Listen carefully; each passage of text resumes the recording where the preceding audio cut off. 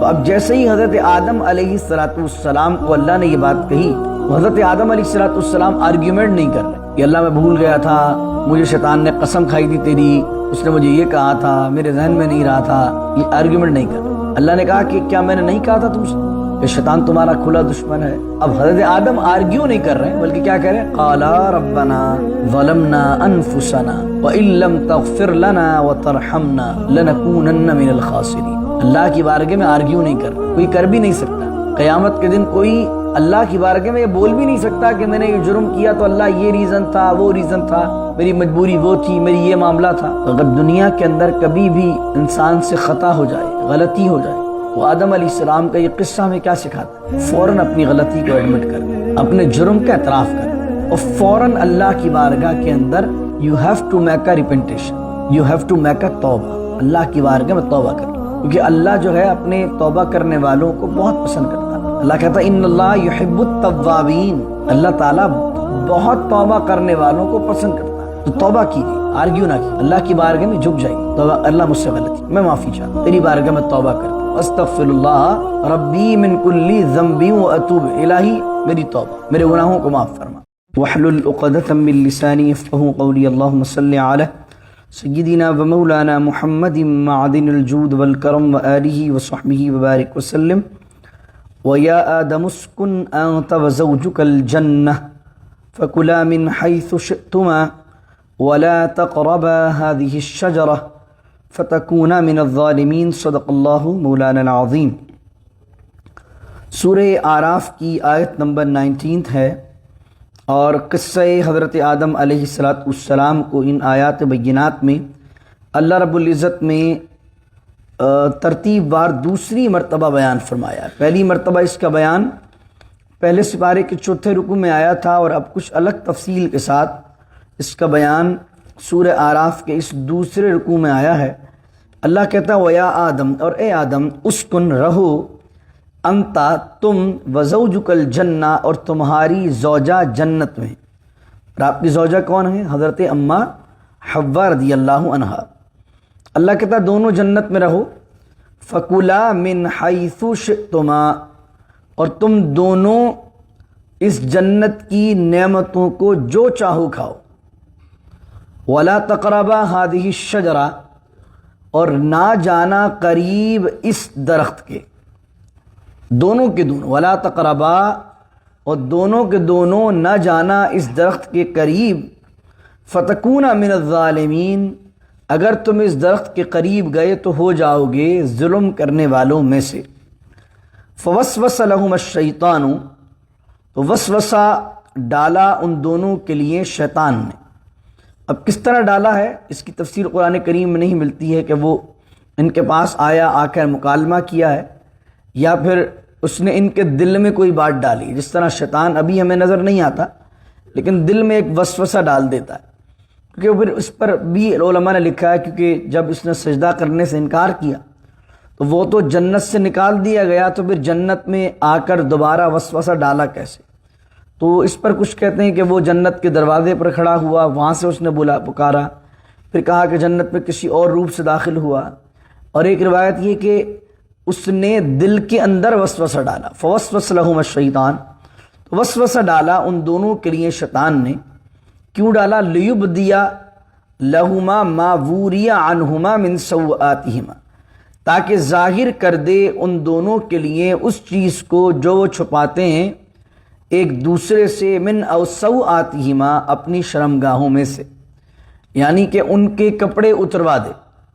وہ اپنی شرمگاہیں جس چیز سے چھپاتے ہیں، کس سے آدمی چھپاتا ہے؟ کپڑے سے چھپاتا ہے۔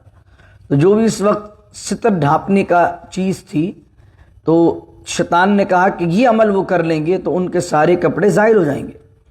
وقال ما نہاکما، اور شیطان نے کہا تمہارے رب نے منع نہیں کیا، ما نہاکما ربکما، تمہارے رب نے منع نہیں کیا، ان ہذہ الشجرۃ، اس درخت سے، الا ان تکونا ملکین او تکونا من الخالدین، سوائے اس کے کہ اگر تم یہ درخت کا کوئی بھی چیز کھا لو گے تو ان تکونا ملکین، تو تم دونوں فرشتے بن جاؤ گے اور بشری تمام چیزوں سے آزاد ہو جاؤ گے، او تکونا من الخالدین، یا تم ہو جاؤ گے ہمیشہ رہنے والوں میں سے۔ یعنی جنت سے کبھی نہیں نکالے جاؤ گے اور ہمیشہ ہمیشہ کے لیے تمہیں زندگی جنت کی بخش دی جائے گی، یا تم فرشتے ہو جاؤ گے۔ اب کون سا درخت تھا، کس درخت سے کھانے کا منع کیا گیا، اس کی کوئی تفصیل نہ حدیث میں ملتی ہے، نہ تفصیل کوئی اس کی قرآن میں ملتی ہے۔ الگ الگ اقوال ہیں روایتوں کے اندر کہ بائبل کے حوالے سے کہ اس کا درخت جو ہے وہ گندم کا تھا یا اس کا تھا، بہت ساری باتیں مشہور ہوتی ہیں، لیکن قرآن و حدیث کے اندر واضح طور پر کسی صحیح حدیث میں یہ قرآن میں نہیں آیا ہے کہ وہ درخت کون سا تھا، صرف شجرہ کے الفاظ آئے، تو کوئی بات حتمی طور پر نہیں کی جا سکتی کہ وہ کون سا درخت تھا۔ حضرت آدم علیہ السلام نے جب اس کی بات سنی تو آپ کے ذہن میں خیال پیدا ہوا کہ اچھا اس درخت کے پھل کو کھانے سے ہم فرشتے بن سکتے ہیں یا ہم جنت سے کبھی نہ نکالے جائیں گے۔ تو اب کیا ہوا کہ ان کے سامنے جب انہوں نے اس سے یہ بات دوبارہ پوچھی تو اس نے کہا وقاسمہما، اور ان دونوں سے اس نے قسم کھائی۔ باب مفعلہ سے ترجمہ تو یہ ہوگا ان دونوں نے قسم کھائی، لیکن ان دونوں نے قسم نہیں کھائی، ان دونوں کے سامنے شیطان نے قسم کھائی۔ کیا قسم کھائی؟ وقاسمہما، اللہ کی قسم، انی لکما لمن الناصحین، بھائی میں تمہیں اس لیے مشورہ دے رہا ہوں یہ کھانے کا کہ میں تو تمہارے خیر خواہوں میں سے ہوں، تمہارا بھلا چاہنے والوں میں سے، اللہ کی قسم۔ تو کائنات میں سب سے پہلی جھوٹی اللہ کی قسم کھانے والا شیطان، دھوکہ دینے والا سب سے پہلے شیطان، ایک نئے نئے خواب دکھا کر غلط بات بیان کرنے والا کون؟ شیطان۔ وقاسمہما انی لکما لمن الناصحین، جب یہ بات انہوں نے دیکھی کہ شیطان یہ کہہ رہا ہے کہ فرشتے بن جاؤ گے، دوسری طرف یہ کہہ رہا ہے کہ اللہ کی قسم، اور اس سے پہلے کسی نے نہ جھوٹ بولا تھا نہ جھوٹی قسم کھائی تھی اللہ کی، تو انہوں نے اس کی بات کو صحیح سمجھا، اور اس کے بعد اللہ نے انہیں یہ بات بھلا دی کہ اللہ نے انہیں اس درخت کے کھانے سے منع فرمایا۔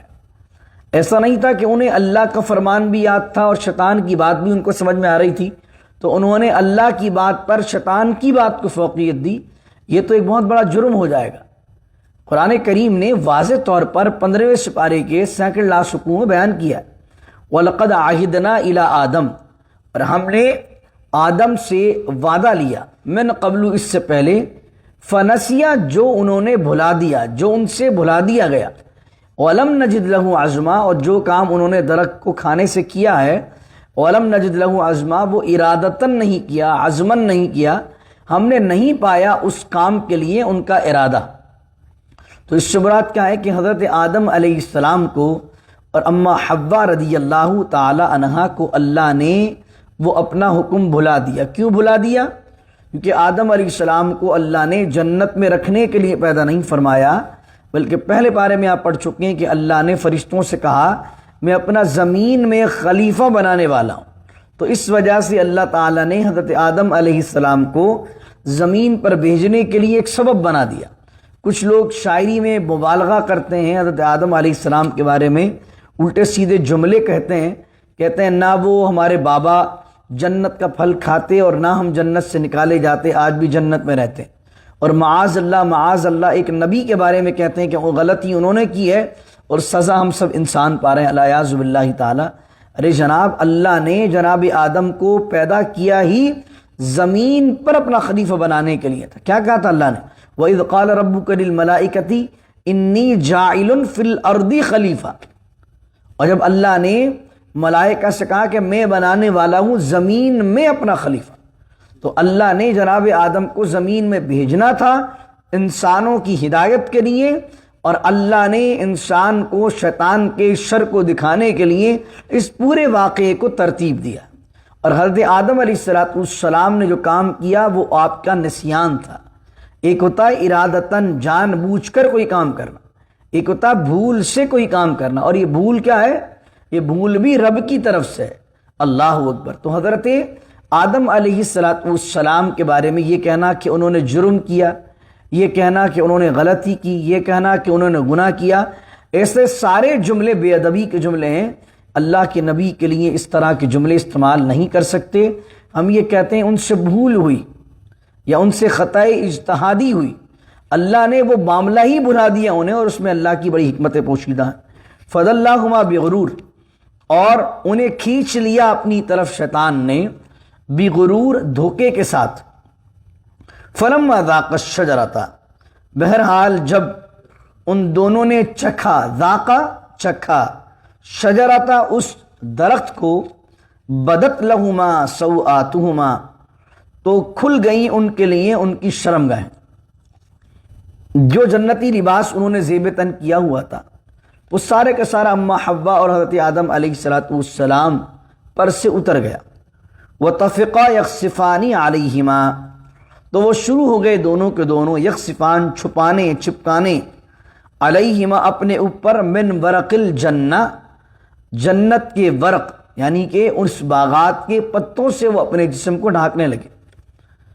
وناداہما، جب وہ اپنے جسموں کو درخت کے پتوں سے ڈھانپ رہے تھے، وناداہما ربہما، تو ان کے رب نے انہیں ندا کی، الم انہکما ان تلکما الشجرۃ، کیا میں نے تمہیں منع نہیں کیا تھا اس درخت کے قریب جانے سے؟ وَأَقُلْ لَكُمَا، اور نہیں کہا تھا میں نے تم دونوں کو، ان الشیطان، بے شک شیطان، لکما عدو مبین، تم دونوں کا کھلا دشمن ہے۔ یہ میں نے بات کہی نہیں تھی؟ تو اب جیسے ہی حضرت آدم علیہ السلام کو اللہ نے یہ بات کہی تو حضرت آدم علیہ السلام آرگیومنٹ نہیں کر رہے کہ اللہ میں بھول گیا تھا، مجھے شیطان نے قسم کھائی تھی تیری، اس نے مجھے یہ کہا تھا، میرے ذہن میں نہیں رہا تھا، یہ آرگیومنٹ نہیں کر رہے۔ اللہ نے کہا کہ کیا میں نے نہیں کہا تھا تم سے کہ شیطان تمہارا کھلا دشمن ہے؟ اب حضرت آدم آرگیو نہیں کر رہے ہیں بلکہ کیا کہہ رہے ہیں، قالا ربنا ظلمنا انفسنا وان لم تغفر لنا وترحمنا لنکونن من الخاسرین۔ اللہ کی بارگاہ میں آرگیو نہیں کرنا، کوئی کر بھی نہیں سکتا۔ قیامت کے دن کوئی اللہ کی بارگاہ میں یہ بول بھی نہیں سکتا کہ میں نے یہ جرم کیا تو اللہ یہ ریزن تھا، وہ ریزن تھا، میری مجبوری وہ تھی، میری یہ معاملہ تھا۔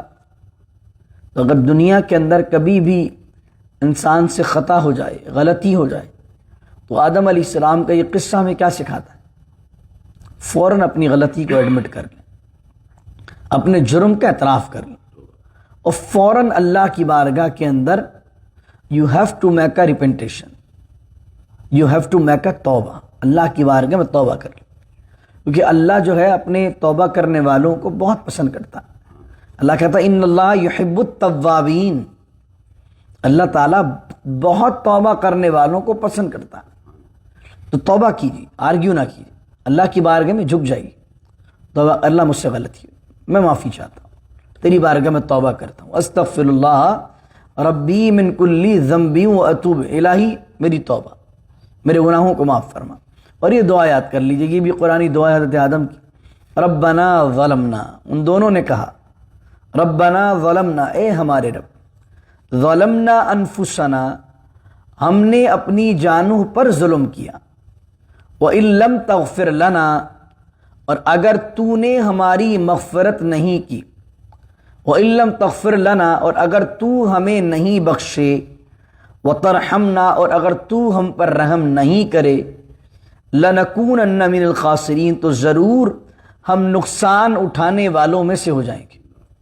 اللہ کی رحمت نہ ہو، اللہ مغفرت آدمی کی نہ کرے تو آدمی کہاں جائے؟ کوئی اور در ہے کہ آدمی اس سے اپنا کام نکلوا سکتا ہے؟ اللہ ہی ہے۔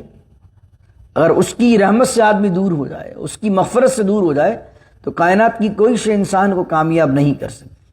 تو اللہ سے جب دعا مانگے تو کہہ ربنا ظلمنا، لیکن یہاں حضرت آدم علیہ السلام کی عاجزی ہے کہ وہ ظلمنا کا لفظ استعمال کر رہے ہیں کہ الہی ہم نے اپنی جانوں پر ظلم کیا۔ یہ وہ کہہ سکتے ہیں عاجزی کے طور پر، اور اللہ کہہ سکتا ہے فتکونا من الظالمین، مالک کے طور پر۔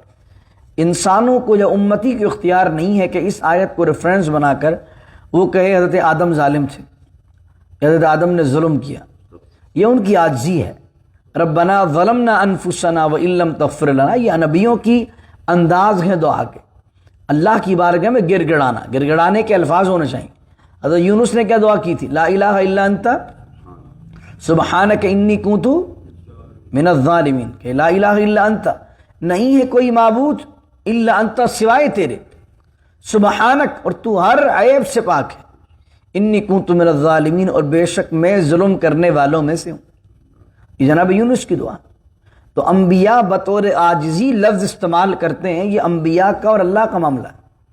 اللہ اپنے نبیوں سے کوئی سخت جملہ استعمال کرتا ہے تو یہ وہ مالک ہے، وہ کر سکتا ہے، لیکن امتی کو یہ اختیار نہیں ہے کہ وہ کوئی ایسا سخت جملہ بحیثیت امتی نبیوں کے لیے استعمال کرے جس میں کوئی بے ادبی کا شائبہ بھی ہے۔ تو اللہ کے نبیوں کو ظالم نہیں کہہ سکتے، ظلم کرنے والا نہیں کہہ سکتے، مجرم نہیں کہہ سکتے، گناہگار نہیں کہہ سکتے۔ قاضی ایاز کی شفا میں نے تفصیل سے بیان کیا تھا کہ نبیوں کی طرف نہ صغیرہ گناہ کی نسبت کی جا سکتی ہے اور نہ کبیرہ گناہ کی نسبت کی جا سکتی ہے۔ اللہ کے سارے نبی معصوم عن الخطا ہوتے ہیں، ہر خطا سے معصوم ہوتے ہیں۔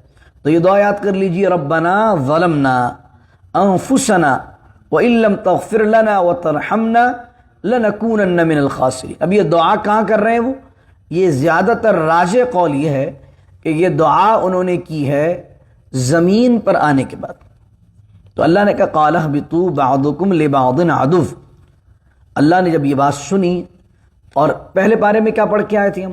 فتلقى آدم من ربہ۔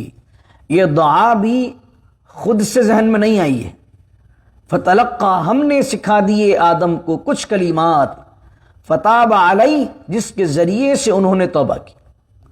تو یہ ربنا ظلمنا سے لے کر لنکونن من الخاسرین، یعنی آپ یہ دیکھیے توبہ بھی قبول وہ کرتا ہے، توبہ کا سلیقہ بھی وہ سکھاتا کہ کن لفظوں سے اللہ کی بارگاہ میں توبہ کرنی۔ تو یہ کلمات، جن کلمات سے حضرت آدم نے توبہ کی ہے، وہ کلمات بھی حضرت آدم کے نہیں ہیں، حضرت آدم کو بھی اللہ نے سکھائے۔ فتلقى القا کیے ان کے دل کے اندر۔ تو سوچیے یہ جو کلمات ہیں یہ اللہ کے سکھائے ہوئے ہیں اور اللہ نے توبہ کے لیے ہی یہ بنائے۔ تو سوچیے آپ کو توبہ کرنی ہے تو ان الفاظ سے کیجیے۔ اس کے علاوہ کم از کم 6 سے 7 کتابوں میں وہ حدیث موجود ہے، تمام ریفرنسز ہمارے پاس ہیں، کہ پورا واقعہ اس طرح ملتا ہے کہ حضرت آدم علیہ السلام جب دنیا میں تشریف لے آئے تو کئی عرصے تک توبہ کرتے رہے۔ پھر انہیں خیال آیا کہ جب اللہ تعالیٰ نے مجھے پیدا کیا تھا اور میں نے سجدے کے بعد اپنے سر کو اٹھا کر عرش کو دیکھا تھا تو میں نے ایک بلند مقام پر لکھا ہوا دیکھا تھا، لا الہ الا اللہ محمد الرسول اللہ صلی اللہ علیہ وسلم۔ تو آپ کے ذہن میں خیال آیا کہ اللہ نے جس ہستی کا نام اپنے نام کے ساتھ رکھا ہے، یقیناً اس کا مرتبہ، اس کی شان، اس کی عظمت بہت اللہ کی بارگاہ میں بلند ہوگی۔ تو آپ نے دعا کی کلمات کیا کہے؟ آپ کے ذہن میں جب حضور کا نام نامی آیا تو آپ نے کہا اللہم انی اسألک بحق محمد ان تغفر لی، او کما قال، اے اللہ میں تجھے محمد عربی کا واسطہ دیتا ہوں صلی اللہ علیہ وسلم، میری مغفرت فرما۔ حضور علیہ السلام نے فرماتے ہیں، حدیث پاک ہے کہ اللہ نے پوچھا اے آدم من محمد، کون محمد صلی اللہ علیہ وسلم؟ تو حضرت آدم نے کہا وہی ہستی جس ہستی کا نام تیرے نام کے ساتھ لکھا ہوا، میں اس کا واسطہ تیری بارگاہ پیش کرتا ہوں۔ تو حضرت آدم علیہ السلام کو اللہ نے فرمایا وہ محمد ہمارے محبوب ہیں صلی اللہ علیہ وسلم، اور ان کو بنانا مقصود نہ ہوتا یہ تو کائنات کو نہ بناتے۔ اللہ اکبر۔ تو یہ بھی احادیث کے اندر یہ روایت بھی ملتی ہے۔ امام حاکم نے اپنی کتاب المستدرک علی الصحیحین میں اس جو روایت میں نے پڑھی ہے، اس روایت کو جناب حضرت مولا علی سے روایت کیا۔ حضرت علی فرماتے ہیں کہ حضرت آدم نے بھی دعا کرتے ہوئے جناب کریم آقا صلی اللہ علیہ وسلم کا وسیلہ پیش کیا، وہ بات کہی اور پھر یہ بات کہی، ربنا ظلمنا انفسنا وان لم تغفر لنا وترحمنا لنکونن من الخاسرین۔ پھر اللہ نے کہا قال اهبطوا بعضکم لبعض عدو، اتر جاؤ یہاں سے، یعنی اب زمین میں جانے کا وقت ہے، آپ دونوں زمین میں اتر جاؤ، بعضکم لبعض عدو، اب تم میں سے بعض تمہارے بعض کے دشمن ہوں گے۔ یعنی شیطان کا اور انسان کا یہ جو جنگ و جدال ہے کبھی ختم نہیں ہو سکتا۔ ایسا نہیں ہوتا کہ کبھی شیطان اور رحمان کے بندے ایک ٹیبل پر آ کے بیٹھ گئے۔ قال اهبطوا بعضکم لبعض عدو، اهبطوا اتر جاؤ اور تم میں سے بعض کے لیے دشمن ہوں گے۔ وَلَكُمْ فِي الْأَرْضِ مُسْتَقَرٌ، اور تمہارے لیے زمین میں مستقر ہے، جائے قرار ہے، وَمَتَاعٌ إِلَىٰ حِينٍ، اور زندگی گزارنے کے اسباب ہیں ایک مقررہ مدت تک۔ یعنی اللہ نے اب حضرت آدم سے کہا جاؤ اتر جاؤ زمین میں، اور اب زمین کو اللہ نے تمہارے لیے کیا بنایا ہے؟ مستقر بنا. مستقر کا معنی جائے قرار، رہنے کی جگہ. اللہ نے اب تمہارے لیے قیامت تک کے اندر رہنے کی جگہ جو بنائی ہے وہ زمین کو بنا دیا. وہ متاعن، اور زمین خالی نہیں چھوڑا ہے بلکہ وہ متاع کا معنی دسترخوان بھی ہے، نعمتیں بھی ہیں، فائدہ اٹھانے کی جگہ بھی ہے. تو زمین کو ہم نے اس طرح بنایا ہے کہ قیامت تک کے لیے ایک مقررہ مدت تمہیں وہاں دی ہے. تو جتنے بھی زندگی کے جینے کے اسباب ہیں سب ہم نے زمین میں رکھ دی ہیں. ہوا ہے، پانی ہے، کھیت ہے، کھلیان ہے، فروٹ ہے، ساری چیزیں اللہ نے رہنے کے لیے زمین نے میسر کر دی. قال فیہا، پھر اللہ نے کہا فیہا تحیون، تم اسی میں جیو گے، وفیہا تموتون، اور اسی زمین میں مرو گے، ومنہا تخرجون، اور اسی زمین سے قیامت کے دن نکالے جاؤ گے. یہ پورے واقعے کو حضرت آدم علیہ السلام اور اما حوا اور شیطان اور اللہ رب العزت کے درمیان کیا گفتگو کلام ہوا، اس تمام کو بیان کر دیا. تو اس سے یہ واقعہ سکھا کہ کبر آدمی کو کیا تھا. شیطان اتنی عبادت کرتا تھا کہ ملائکہ کا سردار بن گیا تھا. کیا چیز لے کے ڈوبی اس کو؟ تکبر، گھمنڈ، کبر. تو تکبر اور انا اتنی بری شے ہے کہ آدمی کو کہیں کا نہیں چھوڑتی. اتنا بلند و بالا مقام پا کر اپنے سے کسی کو کمتر سمجھنا. حضرت آدم کو کیا سمجھا اس نے؟ اپنے سے کمتر. کہا انا خیر من، یہ جملہ ہم نے کل سنا تھا، انا خیر من، میں ان سے بہتر، میں. تو یہ جب میں آ جاتی ہے آدمی وہیں سے تباہی کے دہانے پر چلا جاتا ہے.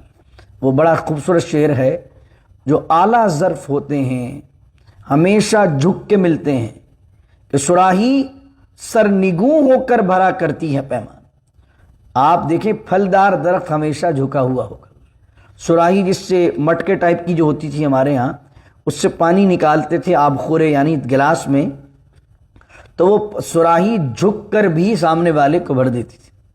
تو جو بھرے ہوئے لوگ ہوتے ہیں نا وہ جھکے ہوئے ہوتے ہیں، جو خالی ہوتے ہیں یعنی جن پر پتے لگے ہوئے نہیں ہوتے وہ اکڑے ہوئے ہوتے ہیں، جن کے پاس دینے کو کچھ نہیں ہے. کبھی آپ دیکھیں اس ٹہنی کو جس کے پاس پھل نہیں ہے وہ اکڑی ہوئی ہوگی. تو جو جھکا ہوا ہے اس کا مقصد یہ نہیں ہے کہ وہ ذلیل ہے، جو جھکا ہوا ہے اس کا مقصد یہ نہیں ہے کہ وہ آپ سے دب رہا. جو جھکا ہوا سمجھ لیں وہ بھرا ہوا، اس کے اندر اللہ نے وہ کمال مادہ رکھا ہے. لیکن اپنی عاجزی، اپنی تواضع اللہ کے تمام بندوں کے لیے ایک سی رکھیے. یہ نہ ہو کہ امیر کے لیے ایک الگ معیار ہے، غریب کے لیے عاجزی کا ایک الگ معیار ہے. اللہ تعالیٰ سے دعا کریں کہ اللہ ہمیں تواضع للہ عطا فرمائے. گھمنڈ سے، غرور سے، ریا سے، حب جاہ سے، یہ ساری دل کی بیماریاں امام غزالی نے ان کو ڈیزیز قرار دیا ہے. جس طرح ایک بلڈ پریشر ہے، شوگر ہے، جس طرح آدمی کو ظاہری جسم کی بیماریاں لگ جاتی ہیں، یہ دل کی بیماری ہے. گھمنڈ، تکبر، ریاکاری، خود نمائی، حب جاہ. تو ہم اگر جسم خراب ہوتا ہے تو ہم ڈاکٹر سے رجوع کرتے ہیں اور کہتے ہیں کہ بھائی یہ میڈیسن، ڈاکٹر صاحب یہ ہو گیا، ڈاکٹر صاحب یہ ہو گیا، ڈاکٹر صاحب یہ ہو گیا. اور ڈاکٹر صاحب بھی جتنے بھی لوگ ہیں میڈیکل پڑھتے ہیں، کیوں پڑھتے ہیں؟ تاکہ وہ جو باڈی ہے اس کے اندر خرابیاں جو پیدا ہوتی ہیں اس کا علاج کر سکے. اس طرح ایک ہے باڈی، ایک ہے سول، ایک روح ہے. تو باڈی کی جو بیماری ہیں وہ یہ ساری ہیں، بلڈ پریشر اور یہ ساری چیزیں. اور ایک سول کی بیماریاں جو ہیں، وہ سول کی بیماریاں کیا ہے؟ جو انر آپ کو جو پیوریفیکیشن کم ہو جاتی ہے آپ کی، اور انر آپ کا خراب ہو جاتا ہے، انکلین ہو جاتا ہے. تو وہ کیا ہوتا ہے؟ وہ باطن خبیث ہو جاتا ہے. جب آدمی کو ریاکاری کی، آدمی کو دکھاوے کی، آدمی کو غیبت کی، گالی گلوچ کی، تکبر کی، گھمنڈ کی یہ بیماریاں لگ جاتی ہیں، تو اب کیا ہوتا ہے؟ جب نماز میں اس کو مزہ آئے گا، نہ اس کو اللہ کے ذکر میں مزہ آئے گا، نہ تلاوت میں مزہ آئے گا، نہ قرآن پڑھ کر اس کو ہدایت کی طرف اس کا ذہن بنے گا. تو اس سول کی بیماریوں کا بھی علاج بہت ضروری ہے. اب یہ کہتے ہیں میں نماز پڑھتا ہوں لیکن وہ بات نہیں آتی. تو اس کا مقصد کیا ہے؟ باڈی تو بہت آپ کی مضبوط ہے لیکن آپ کی سول بہت کمزور ہو گئی. تو امام غزالی نے پورا اسٹرکچر بیان کیا کہ اپنی انر پیوریفیکیشن کرو. یہ صوفیزم میں کیا ہوتا ہے؟ صوفیزم میں جو میڈیٹیشن ہوتا ہے، ذکر ہوتا ہے، قلبی ذکر ہوتا ہے، صوفیزم سمجھ لیجیے یہ پوری ایک سائنس ہی ہے. میڈیکل سائنس میں باڈی کا علاج ہوتا ہے، صوفیزم کے اندر آپ کی انر سائڈ کا، آپ کی سول کا علاج ہوتا ہے، اور آپ کی وہ ڈیزیز دور کی جاتی ہیں جو آپ کی روح کو جکڑ چکی ہیں، جس وجہ سے آپ اللہ سے مکمل طور پر کنیکشن نہیں بنا پا. یہی صوفیہ نے کام کیا ہے. صوفیہ نے آ کر، صوفیہ جو تھے وہ دل کے ڈاکٹر تھے، صوفیہ جو تھے وہ سول کے ڈاکٹرز تھے. انہوں نے آدمی کی روح کو پاکیزہ کیا، اور جب روح پاکیزہ ہو جاتی ہے تو پھر آسانی کے ساتھ بندے کا تعلق خدا سے ہو جاتا ہے. تو اللہ تعالیٰ سے دعا کریں اللہ ہماری نیتوں کو پاک کر دے، ہمارے دل کو صاف کر دے، ہماری روحوں کو پاکیزہ کر دے، اور اللہ رب العزت اپنی ذات سے ہمیں قربت کا تعلق نصیب فرمائے. بسم اللہ الرحمن الرحیم. الحمدللہ رب العالمین والصلاة والسلام على اشرف الانبیاء والمرسلین. ربنا ظلمنا انفسنا وان لم تغفر لنا وترحمنا لنكونن من الخاسرین. ربنا اتمم لنا نورنا واغفر لنا انك على كل شيء قدیر. ان اللہ وملائکتہ یصلون علی النبی یا ایہا الذین آمنوا صلوا علیہ وسلموا تسلیما. اللہم صل علی سیدنا ومولانا محمد معدن الجود والکرم وآلہ وصحبہ وبارک وسلم. سبحان ربک رب العزت عما یصفون والسلام علی المرسلین الحمد للہ رب العالمین. لا الہ الا اللہ محمد رسول اللہ صلی اللہ علیہ وسلم.